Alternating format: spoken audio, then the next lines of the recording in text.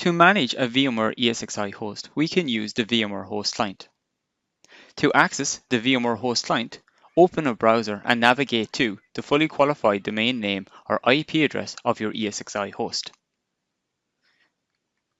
To log into the ESX host, you can use the root user and password, or if your ESX host has been added to Active Directory, you can use an Active Directory user.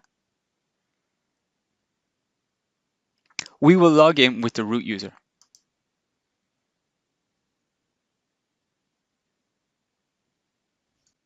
When connected to an ESXi host using the VMware host client, you can gather summary information regarding your ESXi host. For example, you can see the system name of your ESXi host, you can see the version of ESXi that it is running, and the build number. You can also find out the uptime of the ESXi. If the ESXi is being managed by a vCenter server, you can see the status of the connection to vCenter server and the IP address of the vCenter server that is managing the ESXi host. We can view the CPU memory and storage utilization of the ESXi host, and we have panels that provide detailed information regarding the hardware, configuration, system information, and performance of the ESXi host. To interact with the ESXi host, we can use the Actions menu. Here, we can shut down or reboot our ESXi host. We can also manage the connection to vCenter server.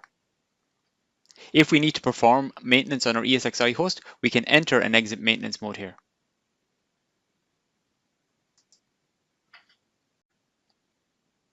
To manage our virtual machines through the VMware host client, we select Virtual Machines in the navigation pane. Here we can see all the virtual machines that have been registered to the ESXi host. We can interact with the virtual machines by selecting a virtual machine and select an action from the Actions menu.